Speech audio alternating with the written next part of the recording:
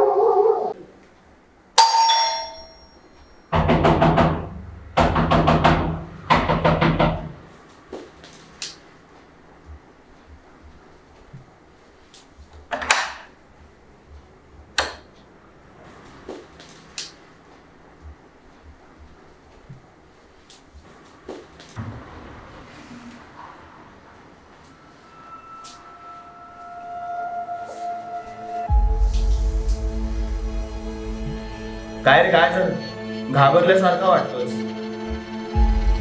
काही नाही रे, खूप घाण स्वप्न पडलं. विचित्र होतं सगळंच. मी बघितलं त्यात, तुला माहिती आहे ना, माझ्या शाळेतला एक ग्रुप होता, त्यातले सगळेच होते त्यामध्ये. साखळी खेळत डोंगरावर आणि जंगलात जायचं असंही ठरलं होतं. मी होतो, सम्या होता, किरण होती, अभय होता आणि मधुराई होती. खेळ सुरू झाला आणि मग आम्ही साखळी खेळायला सुरुवात केली खरी, पण आम्ही जंगलातून नुसतेच चालत होतो.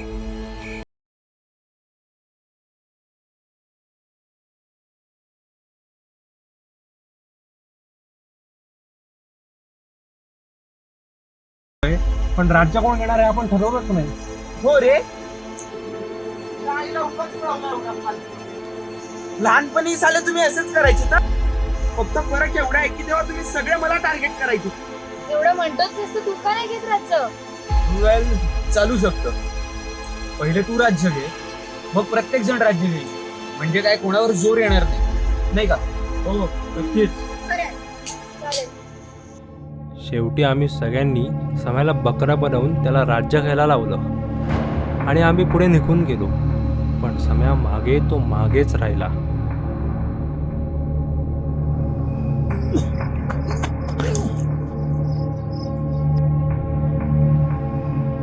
आणि त्यानंतर किरणचाही त्या जंगलात साप चावून दुर्दैवी अंत झाला.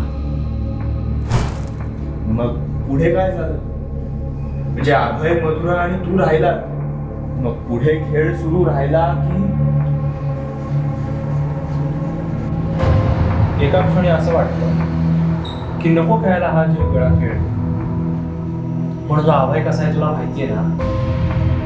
ते दोघंही पळत सुटले आणि टेकडी चढता चढता त्या दोघांचाही हात सुटला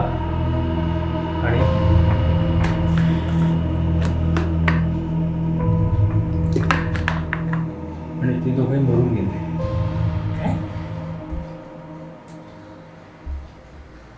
हे सगळं खूप मला विचित्र वाटतं.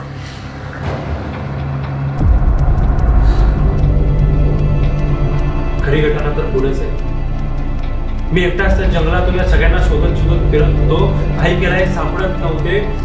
मनात कसले कसले विचारायला लागले होते आणि एवढ्यात एक मला माणूस भेटला आणि साखळी अशी कुठं जाते वगैरे वगैरे बोलत होता आणि तो मला घेऊन गेला. आणि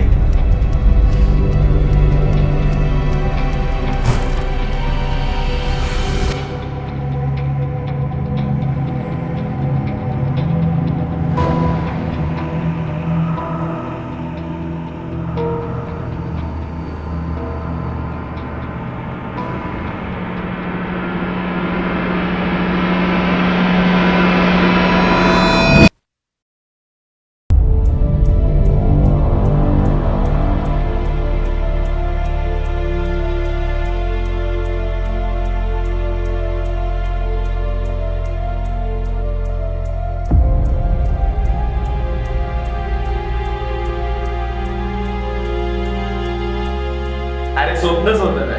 हा? अरे होतं असं. तू चिल मार. हा चल बाय.